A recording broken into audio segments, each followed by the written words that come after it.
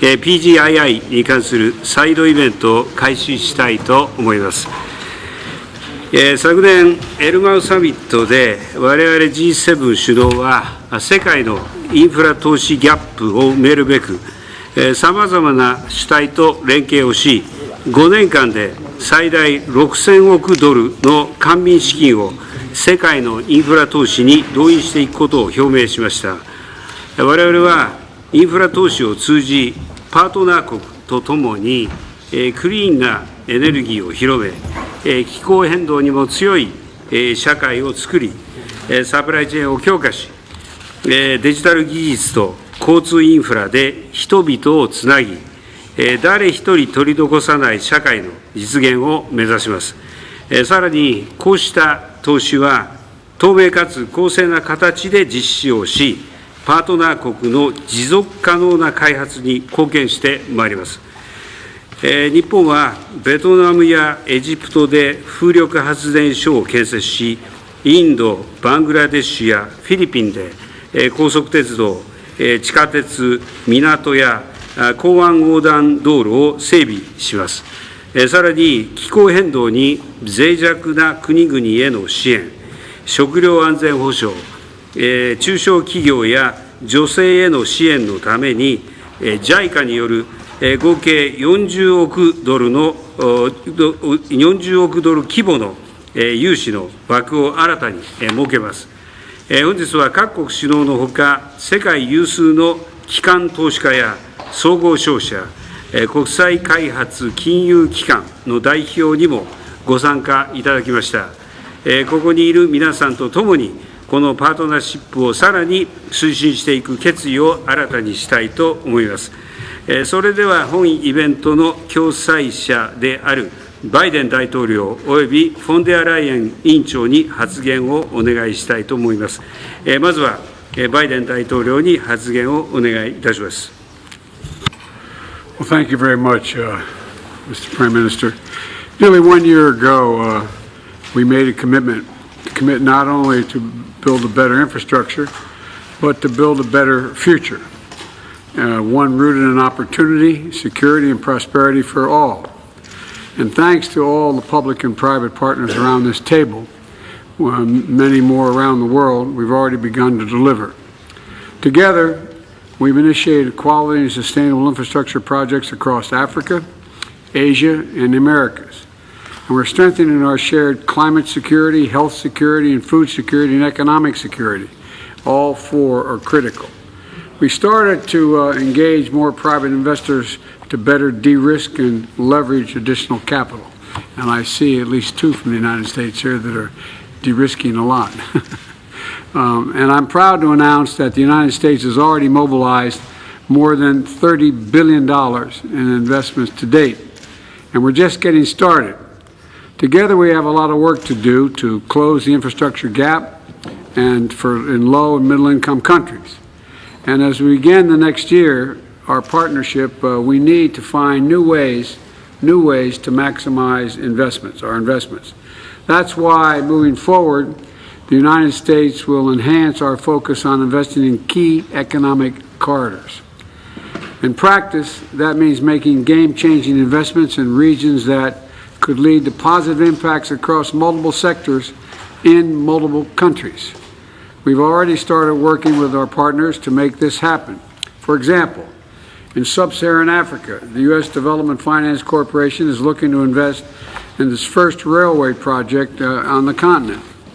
A rail line would extend from the western shores of Angola to the border of the DRC and Zambia, with the goal of ultimately reaching the Indian Ocean, connecting the continent east to west for the first time. This project will not only quickly promote trade and create jobs, over time, in my view, it will strengthen supply chains, incentivize investments in agriculture, and promote food security. And it's going to enable, in my view, us to better access clean energy and digital connectivity across the entire region, creating more security, more prosperity, more opportunities for generations to come.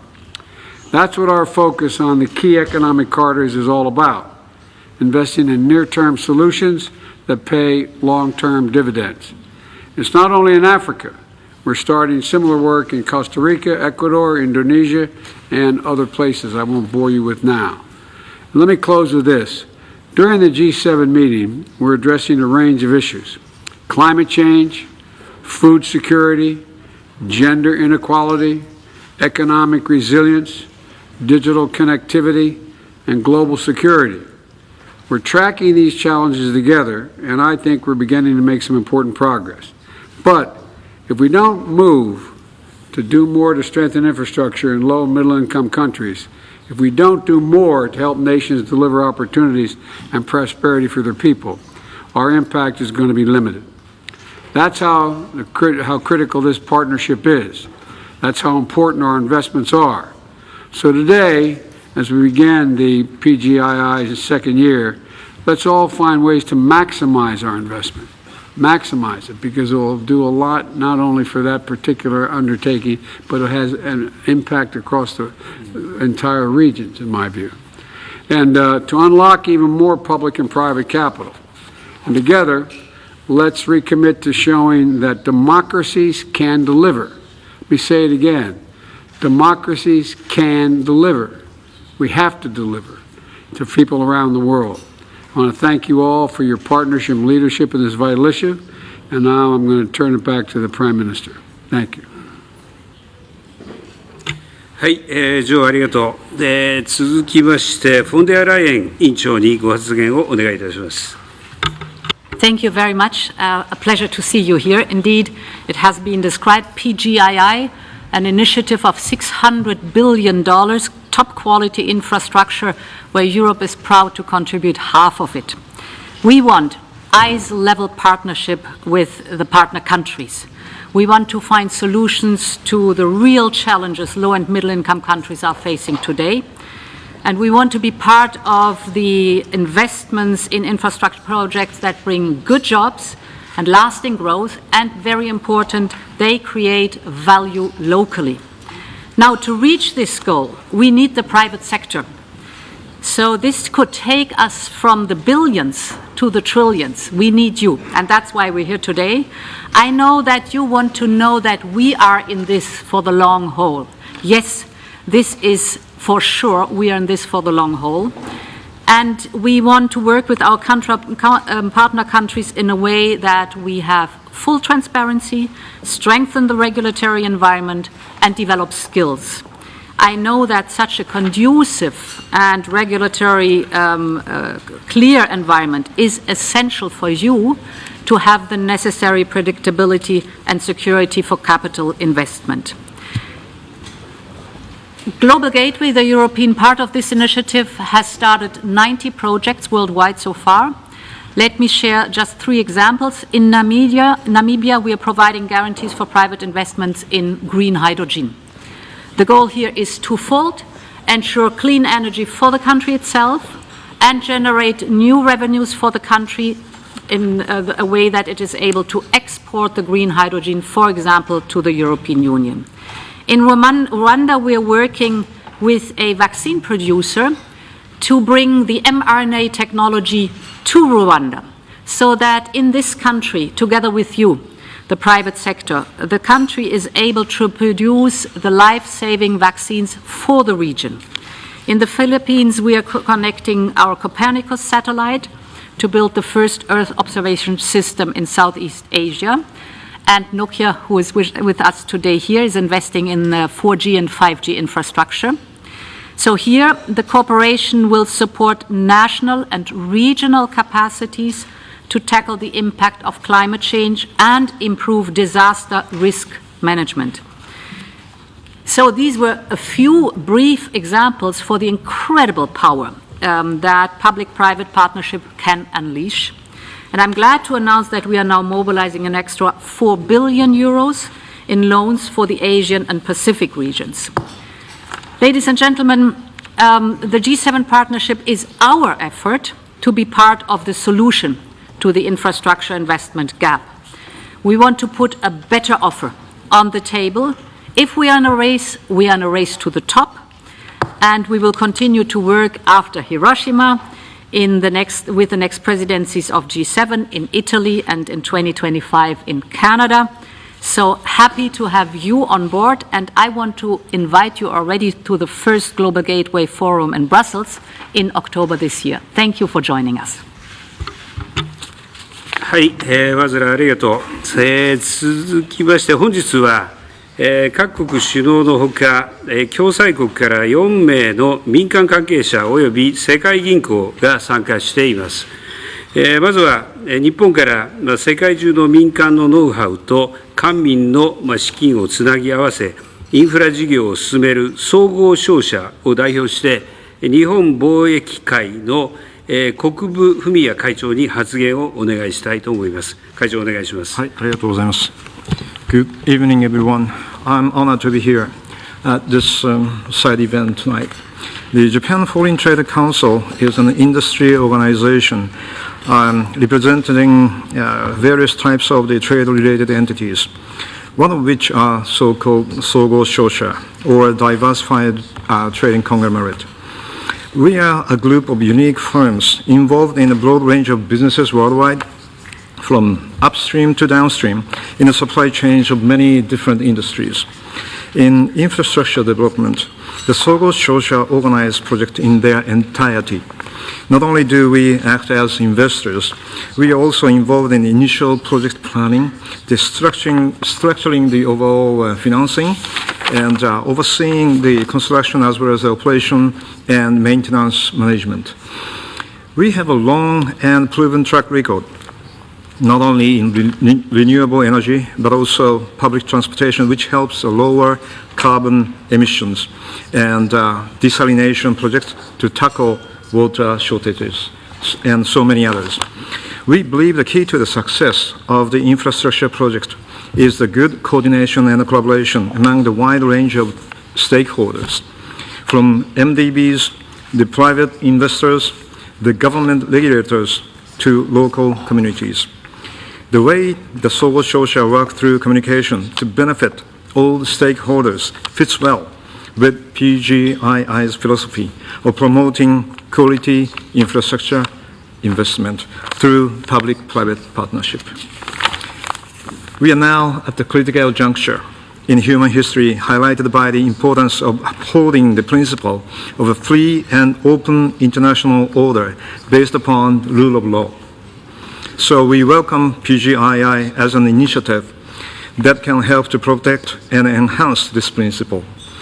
And we expect that the governments and other stakeholders around the table will work together hand in hand to further improve the investment environment and promote public-private partnership. Thank you very much. はい、国務会長ありがとうございました。続いてフレイザーシティグループ最高経営責任者にご発言をお願いいたします。Thank you very much, Prime Minister Kishida, President Biden, and President von der Leyen, and Your Excellencies. Good afternoon. Thank you very much for inviting Citi to participate today. We do bring a unique perspective of doing business in 160 countries around the world, and that includes decades of experience working on the ground in many emerging markets, supporting investment and driving economic growth in alignment with the objectives of PGII. We understand the challenges as well as the opportunities that come with addressing the massive infrastructure needs of the developing world and the realities of what it actually takes to get things done on the ground. With President Assoumani here, I'm delighted to highlight our work financing of a $125 million revolving credit facility to support female entrepreneurs in Kenya, Gabon, in Nigeria, and the DRC. Our efforts extend around the world. That includes a $450 million sustainability-linked bond, which is increasing digital access in Costa Rica, and the financing for a $350 million wind farm in northeast Brazil. And President Widodo, we're also helping finance a $400 million green bond to support geothermal power in Indonesia.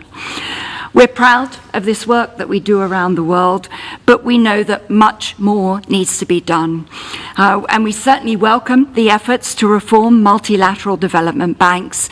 To be clear, however, more MDB financing, just used the same way, is not going to get us where we need to be. Instead, it's about how to use MDB financing to catalyze private capital. And there's a couple of different ways and ideas that we could deploy in the near term.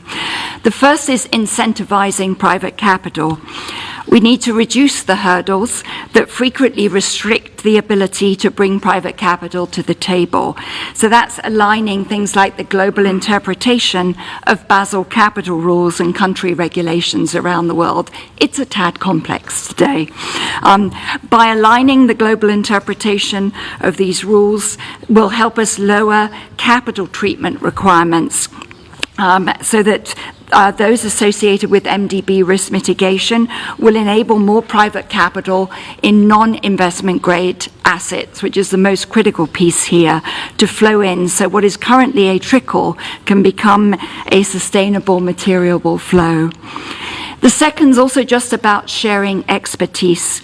Led by the World Bank, let's bring together technical experts from both sides, so from the development banks and the financial institutions, so we can create more modern financial structures. Financial institutions such as Citi have capital markets and structuring expertise that MDBs don't have, whilst the MDBs have the geopolitical knowledge and project proficiency, including vast amounts of performance data over decades that could really reduce down risk and pricing, therefore, of these projects that the capital market side that we lack. So bringing this together would be very valuable. And it would be remiss of me if I didn't ask for actions to not only mobilize the capital, but to accelerate getting projects actually online. So permitting and the mundane but important activities such as streamlining documentation and contracts and standardizing them would make an enormous difference. So it's not that hard. I am confident that if we have stronger collaboration, we can create enduring and sustainable flows of capital from the private sector that would raise the economic futures of developing countries around the world. Thank you. はい、フレイザー最高経営責任者、ご発言ありがとうございました。続きまして、ルンドマルクノキア代表取締役社長にご発言をお願いいたします。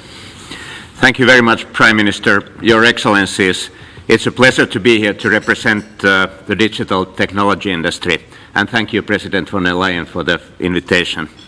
I would like to share Nokia's perspective on how to make initiatives like PGII and Global Gateway as impactful as possible.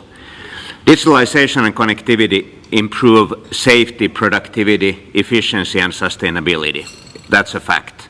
They are particularly effective in physical industries such as agriculture and manufacturing, making them highly relevant in all developing economies.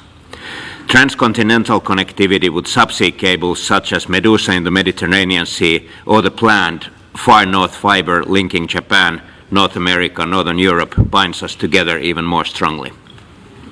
So, encouraging digitalization and connectivity in partnership with trusted, reliable actors should be one of the PGII's most important objectives. We should be asking ourselves, when any developing economy wants to invest in digital infrastructure or commit to digitalizing its economy, how can we make sure that G7 nations and their trusted vendors are the partners of choice? A big part of the answer is financing. G7 economies have done tremendous work in getting initiatives like PGII and Global Gateway off the ground. They are the best channel to make financing competitive, attractive, and joined up, and they can enable impact on a huge scale across sectors and continents. But we can still make the financial side of these initiatives even more attractive. Speaking for business, we would like development banks and export credit agencies from G7 nations to jointly develop attractive financing tools and offers to support trusted and sustainable infrastructure, so these tools and offers can become even more effective. I'm proud that Nokia is a partner for trusted digitalization. We are working closely with the European Commission to develop global gateway digital flagships to benefit countries, industries, and communities. Please consider these projects alongside other pro-digitalization opportunities with the urgency they deserve. Thank you. はい、ルンドバルク代表取締役社長ご発言ありがとうございました。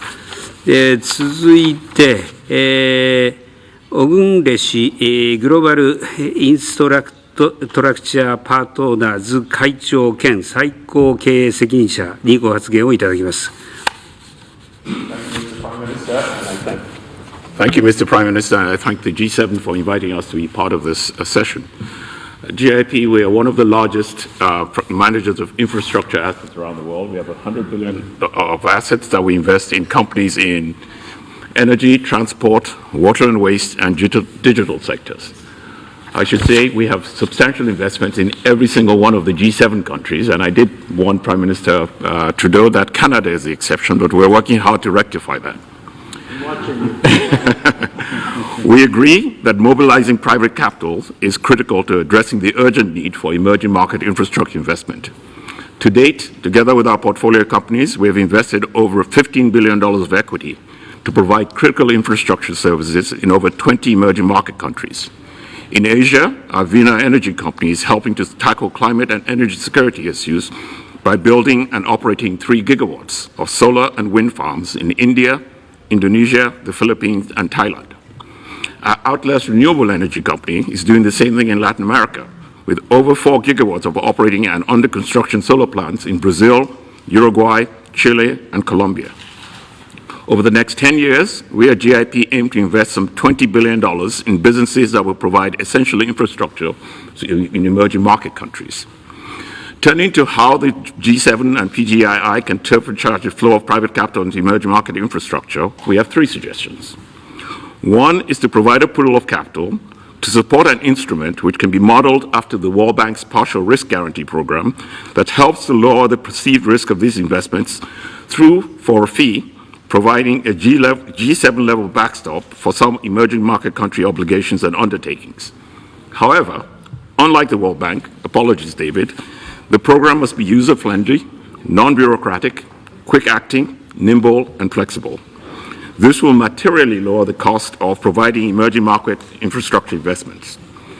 A second suggestion is to explore ways in which PGII can provide support for the development of critical financial products in emerging market countries. Things like longer tenor local currency financing and long-dated currency and interest rate hedges that will again help lower the cost and perceived risk of emerging market country investments. A third and final suggestion is to provide a forum for facilitating the regular flow of information about investment opportunities in emerging market countries, and for educating private sector investors about the tools and instruments that are available from PGII to support these investments.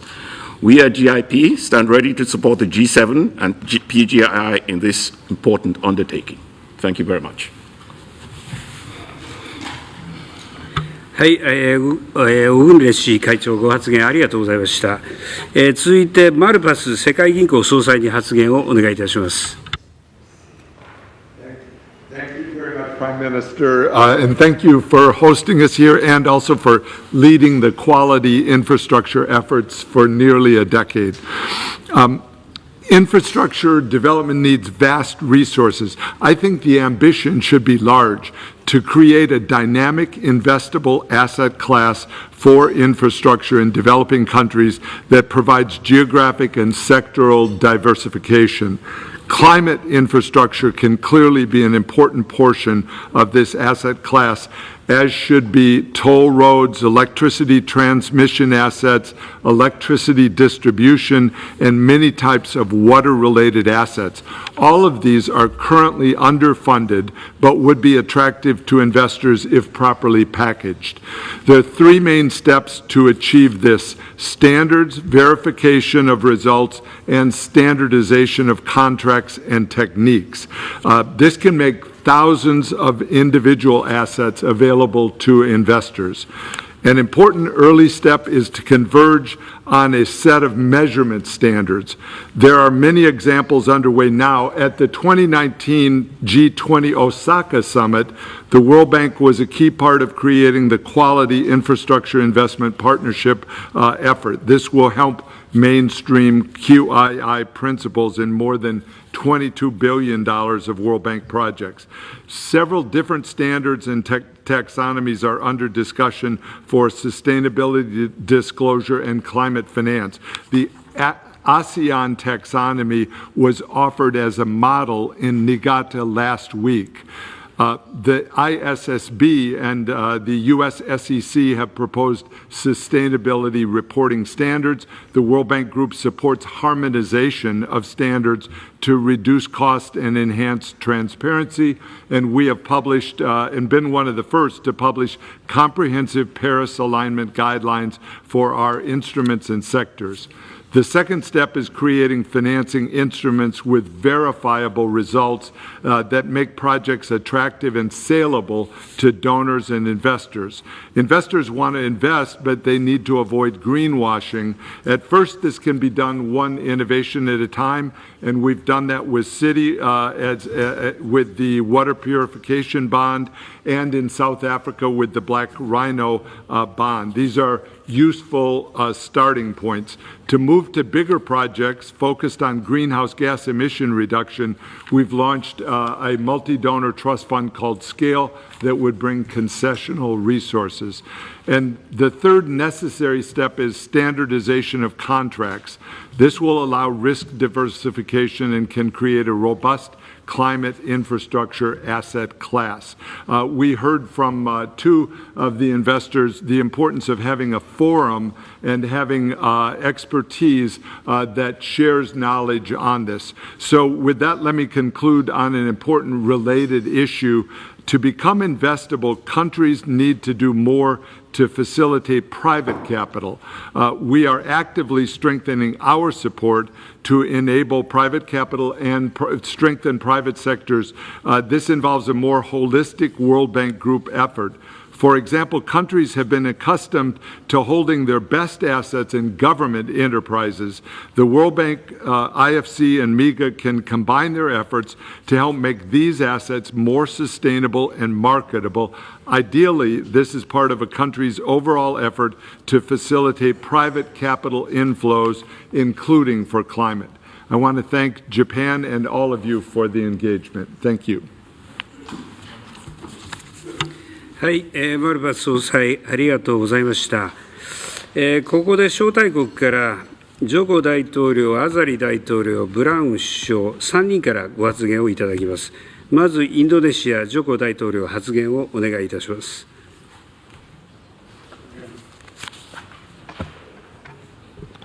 Terima kasih, Perdana Menteri Kishida. Yang mulia, pembangunan infrastruktur baik berupa seaport, airport, kemudian jalan tol, kemudian power plant adalah agenda besar Indonesia dalam meletakkan fondasi kemajuan untuk menciptakan pemerataan dan meningkatkan daya saing bangsa. Sebelumnya, pembangunan infrastruktur hanya terpusat di Pulau Jawa. Satu pulau dari 17.000 pulau yang dimiliki oleh Indonesia, yang akhirnya berdampak pada 56% penduduk terkonsentrasi di Pulau Jawa, dan 58% aktivitas ekonomi juga terpusat di Pulau Jawa. Ketimpangan ini yang terus kita tekan melalui pembangunan infrastruktur di luar Pulau Jawa, baik berupa, sekali lagi, seaport, power plant, airport, jalan tol, semuanya. Inilah yang akan memunculkan sebuah pemerataan yang Indonesia sentris, termasuk di dalamnya adalah pembangunan Ibu Kota Baru Nusantara. Kota berbasis hutan dan alam yang 70% adalah area hijau dan 80% sumber energinya berasal dari renewable energy. Ini adalah showcase transformasi Indonesia yang sangat terbuka untuk investasi dan kerjasama, baik di sektor transportasi, kesehatan, teknologi, pendidikan, pariwisata. Dan pendanaannya untuk infrastruktur kami lakukan dari APBN, kemudian oleh juga BUMN. Dan apabila IRR-nya baik, akan kita berikan kepada swasta atau investor. Oleh sebab itu, dukungan BJII bagi pembangunan infrastruktur di Indonesia sangat penting, lewat investasi yang konkret dan pembiayaan inovatif lainnya. Mari berkolaborasi demi pemerataan dan kesejahteraan rakyat. Terima kasih. はい、ジョコ大統領ありがとうございました。続きまして、コモロ・アザリ大統領から発言をお願いいたします。Merci, Monsieur le Premier ministre. Au nom de l'Afrique que j'ai l'honneur de représenter, je vous remercie beaucoup et vous félicite de la façon dont vous dirigez les travaux avec les résultats qu'on obtient et surtout ce thème dont on parle aujourd'hui, c'est un thème vraiment vital et qui concerne le monde entier et surtout l'Afrique. Donc, je vous remercie tous, les partenaires, multi ou les privés, par rapport aux annonces que vous faites dans le cadre de l'investissement. Mais chez nous en Afrique, on dit que trop de viande ne gâte pas la sauce. Il faut en rajouter un peu, c'est toujours mieux. Donc, Monsieur le Premier ministre, merci beaucoup pour ce thème, qu'il s'agit des infrastructures.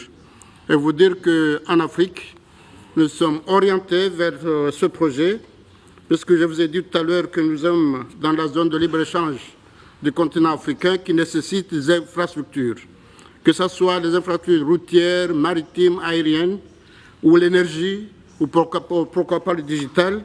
Donc nous sommes très concernés par cette infrastructure-là, ces investissements, parce que nous sommes convaincus que c'est de quoi à pouvoir occuper nos jeunes pour essayer de les écarter des mains des rapaces qui les utilisent pour l'extrémisme.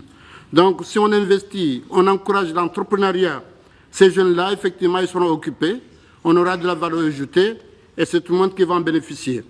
Donc, je vous demanderai très sincèrement à ce que, merci beaucoup pour les annonces, mais le secteur privé qui s'installe en Afrique chez nous, qui fasse un partenariat avec nos entreprises de façon à ce que il y ait une formation qui soit concrète dans le cadre d'intérêt de nous tous. Et ça peut encourager aussi justement les jeunes à s'investir dans l'entrepreneuriat et ça peut aussi dégager un peu l'administration de la lourdeur administrative. Donc, encore une fois, je suis très sensible par rapport à ce thème, d'autant plus qu'il s'agit des infrastructures, il s'agit de l'énergie. Et parlant d'énergie, on parle du climat. Donc, on sait tous le problème du climat. Mais on est en Afrique et surtout dans des pays insulaires qui sont très vulnérables par rapport à ce problème de climat. Et c'est pourquoi on investit dans le renouvelable. Mais vous nous excusez parce qu'il nous faut une transition pour pouvoir y arriver, sinon on va créer d'autres problèmes. Donc de ce côté-là, nous comptons beaucoup sur ce partenariat, mais surtout je voudrais insister sur l'administration. Des fois on est confronté à une administration très lourde, qui fait en sorte que quelquefois le projet ne peut pas finir, on est obligé encore de recommencer. Donc je dois insister sur ce problème-là parce que c'est très important. Et insister aussi, j'ai entendu les investissements en Afrique, merci beaucoup. Mais en Afrique, il y a deux pays. Il y a un pays qui s'appelle un pays continent et un pays insulaire. Donc là, tout investissement, on doit tenir compte de ces spécificités. Il y a un pays qui s'appelle les Comores, qui est insulaire par rapport aux autres pays amis ou frères, mais insulaire aussi entre les îles.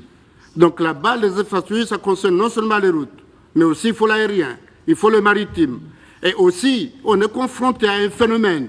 On fait une route, il y a la mer qui monte, il y a la montagne qui descend, donc il va falloir en tenir compte lorsqu'on investit, sinon c'est de l'argent qu'on perd. Mais il faut tenir compte de ces éléments-là, de façon à ce que cet investissement soit fait, qu'il soit durable et qu'il soit au profit de nous tous par rapport à ça. En tout cas, encore une fois, merci de cet engagement.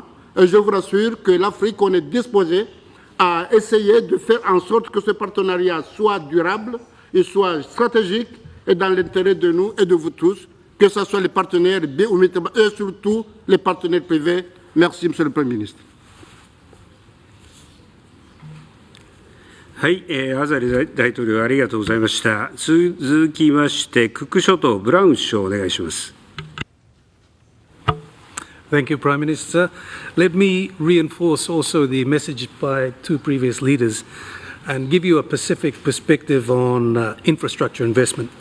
There are a number of things that conspire to make infrastructure investment in the Pacific Islands difficult. One is the small population of many of our countries, the microeconomies which make the return on investment very difficult to recoup, the distance. In my country of the Cook Islands, the distance from the main island to the northernmost island is the same distance as London to Rome. This is just one of the countries. And also the diseconomies of scale.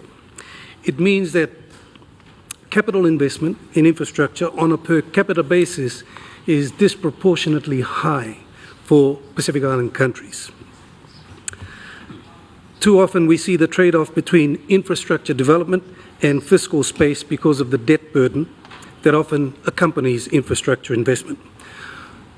When we do invest, what this does on our balance sheet is the depreciation value adds again to our balance sheet, which gives us a disproportionate or distorts our balance sheets for us.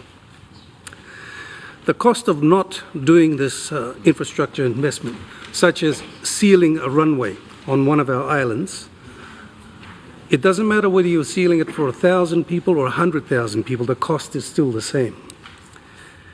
But if you don't do that, then what you see is the population on these remote islands becoming part of the migrant labor force that moves to other countries to find work. And in our country, like the other two countries, you're not just looking at one airstrip that you have to seal. In my country, we have to look at 10 airstrips that we have to seal. So the cost is replicated, it's magnified, and that's just for connectivity. We're also talking about digital connectivity with either satellite or cable. We're looking at replicating power generation on each of these small island communities.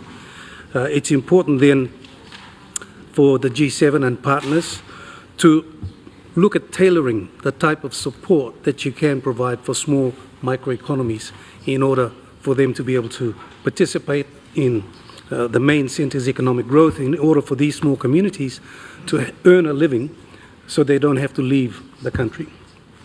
Thank you, Prime Minister. はい、ブラウン首相ありがとうございました。それでは最後に招待国の声を受けて G7 主導からの発言をお願いしたいと思います。ただ予定の時間過ぎておりますので G7 からの発言はできる限り短くお願いしたいと思います。まずはカナダトルドー首相お願いします。Thank you very much. Well, much has been said, so I don't need to say too much other than I agree entirely with just about everything that has been said so far. I want to thank the U.S., Japan, and the EU for convening this. I want to thank the leaders of emerging economies, the key private sector players, along with my other G7 colleagues. Investing to close the infrastructure gap will grow the economy, create good jobs for the middle class, and help reduce poverty all around the world. At the G20 summit last November, Canada announced $750 million recapitalization of our development finance institution, FinDev Canada, to help support infrastructure investment in the Indo-Pacific and beyond. Today, I'm announcing that Canada will contribute an additional $335 million for quality, sustainable infrastructure, working with FinDev Canada, the Morova Gigaton Fund, the Maramantha Energy Investment SRL, and the European Bank for Reconstruction and Development. On doit poursuivre ce travail ensemble, tous unis, pour favoriser le développement des énergies durables, renforcer nos chaînes d'approvisionnement, créer de bons emplois, protéger l'environnement et favoriser l'égalité des genres. Et on doit le faire partout dans le monde. C'est pourquoi on est rassemblés aujourd'hui, parce que là, on en a le plus besoin, on va pouvoir avoir le plus d'impact. Merci. はい、ジャスティンありがとう。続きましてドイツショルツ首相お願いします。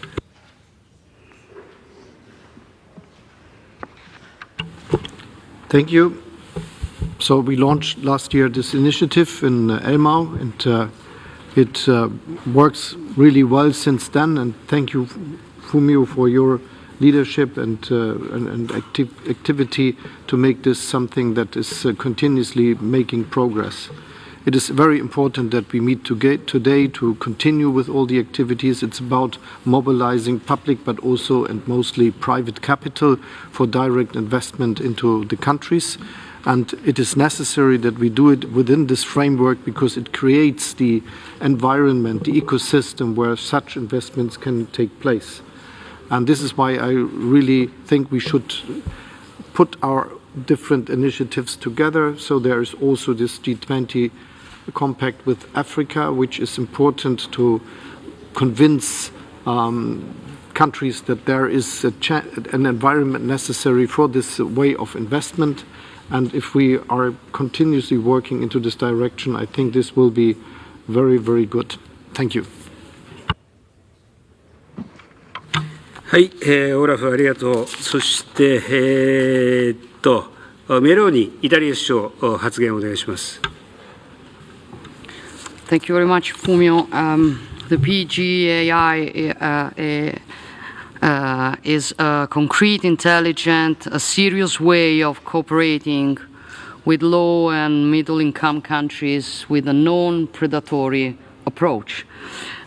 Investment in infrastructures, they guarantee a higher multiplier than those in current expenditures, and they foster a concrete development for the future of these nations. And that is why Italy has guaranteed its support through the EU Global Gateway, focusing moreover on Africa with 2 projects in connectivity areas that form part of our Mattei plan for Africa. And the first area is energy. In this regard, the Helmet submarine cable, which connects the electricity production of Italy and Tunisia, is a significant project, and it is part of the Italian strategy to invest in energy production in Africa. And the second area is data. In this context, I wish to recall at least 2 projects: the Blue Raman, which connects the Indo-Pacific with Europe and North Africa, creating an important connection system between 3 continents, and the already recalled Medusa optical fiber cable, which significantly enhances internet connectivity for North African University and supports the training of African in a concrete way. We strongly believe in this approach, and this issue will be one of the priorities of the Italian presidency of G7 in 2024. はい、ジョルジャありがとう。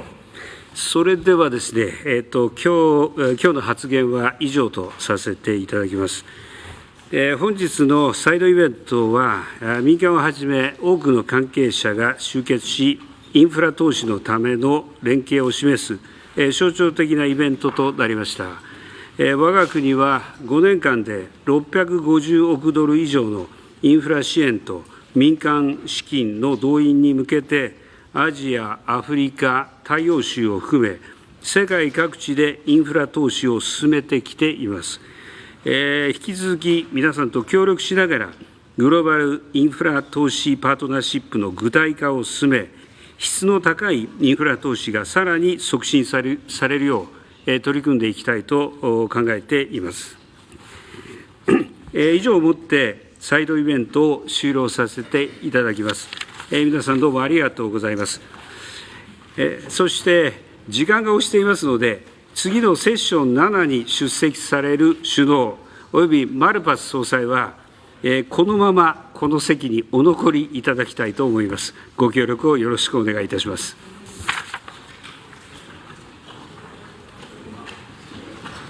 はい、ありがとうございました。